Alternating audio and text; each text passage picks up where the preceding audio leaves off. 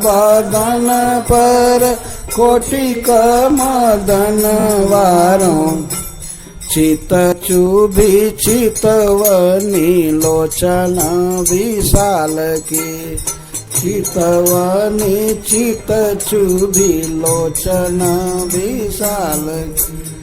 उनके विशाल आँख की चितवनी दिल में चुभ गई है।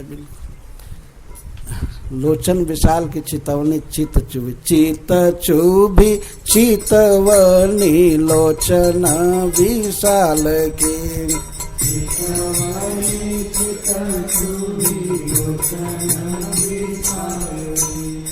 काले गलियाली निकसे चकयाय काले गलियाली निकसे चकयाय कहा कहाँ अटक भटकते ही काल की कहाँ कहाँ अटक भटकते। हे सखी, कल इसी बेला में हमारे गली में श्याम सुंदर आ गए।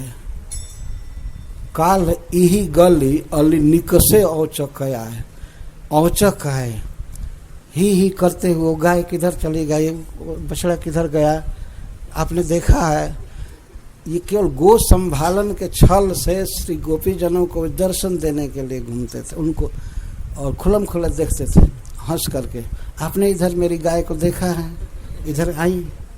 ऐसी गौएं परेशान करती हैं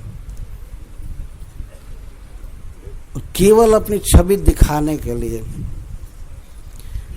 तो याद कर रही है कल की बात।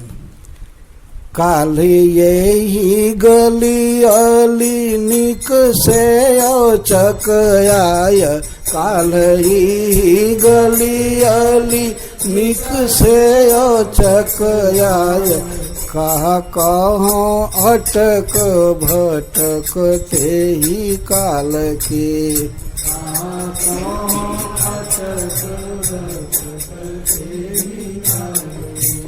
अरे सखी, विधाता ने ऐसा सुंदर संजोग दिया, लेकिन मैं हतभागिनी श्याम सुंदर का आलिंगन नहीं कर पाई। डर रही थी कोई गुरुजन न देख ले। श्याम सुंदर बिल्कुल निकट थे। मैं उस समय की अपनी हालत को क्या कहूँ, इतना आनंद हो रहा था और मैंने सोचा कि श्याम सुंदर का आलिंगन करूं, लेकिन भय के कारण मैं नहीं कर पाई।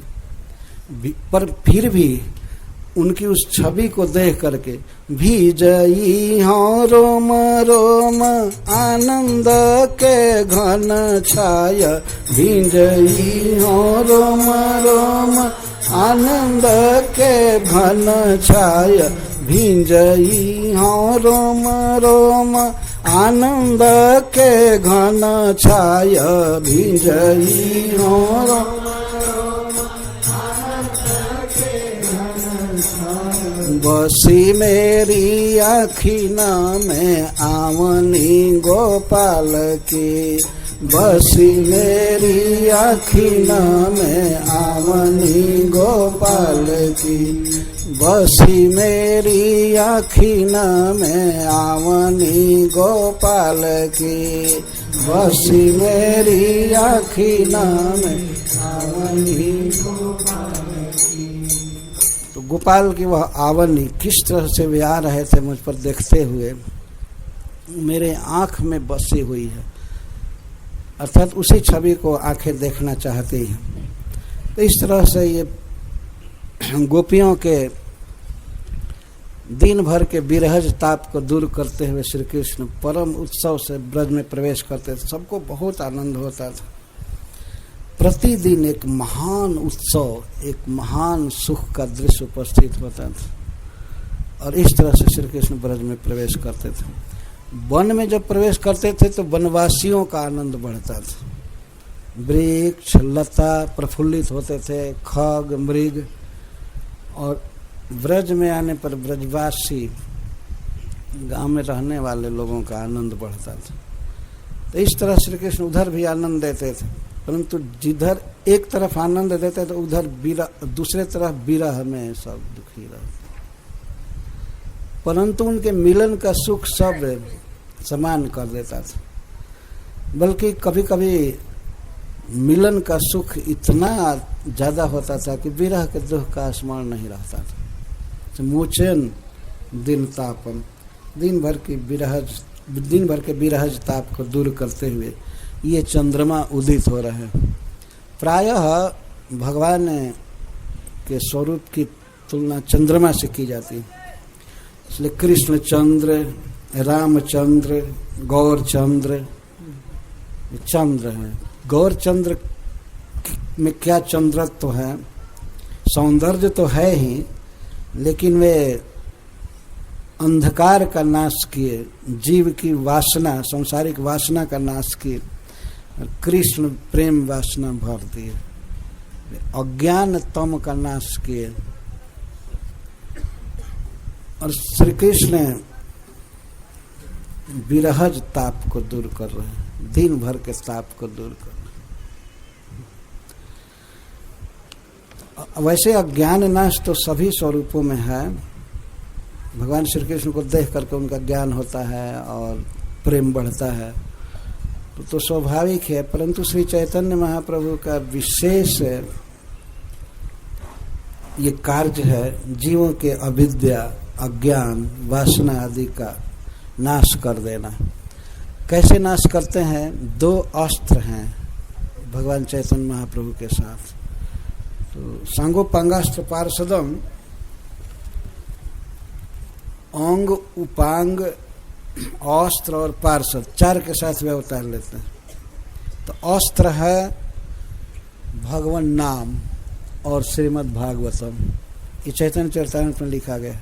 ये दो अस्त्र हैं जिनके द्वारा वे तम का, अविद्या का, वासना का जो एक सेना की तरह है उसका नाश करते हैं। और उनके अंग श्री नित्यानंद प्रभु हैं। उपांग श्री अद्वैताचार्य जी और पार्षद श्रीवासादि गौर भक्त वृंद, ये सब पार्षद हैं। तो इस अवतार में भगवान ने कोई अस्त्र शस्त्र नहीं लिया ऐसे खतरनाक काटने मारने वाला। हरिनाम एक अस्त्र है और श्रीमद् भागवतम इन अस्त्रों को सुनना पड़ता है, गाना पड़ता है, इसी से काम हो जाता है अविद्या का हरण। हरे कृष्णा कृष्णा कृष्णा हरे हरे, हरे राम राम राम हरे हरे। तब एक श्लोक रह गया, उसकी व्याख्या करेंगे बाद में, लेकिन कुछ गीत होने के बाद मेरी भी इच्छा है कि मैं कुछ गीत सुनूं। तो कोई आवश्यक नहीं है कि यही लीला गाई जाए। श्री कृष्ण की जो लीला गाने की इच्छा हो, थोड़े थोड़े समय में कुछ भक्तों को अवसर दिया जा रहा है।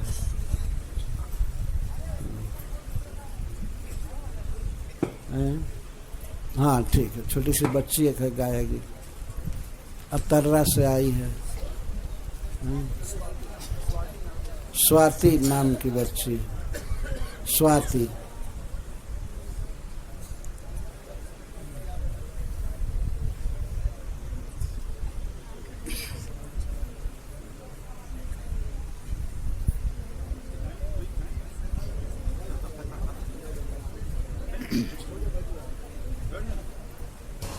मैं सुनिए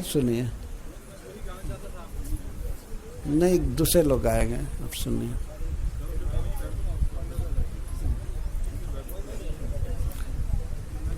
यहाँ खड़ा होकर गाओगी ना, बैठ कर गाओगी?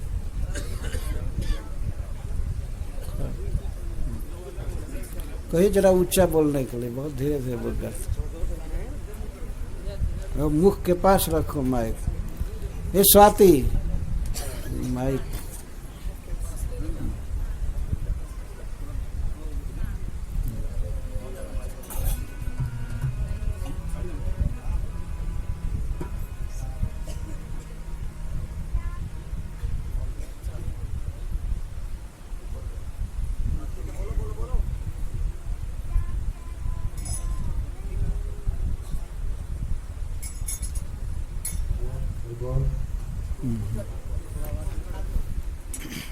श्याम चराय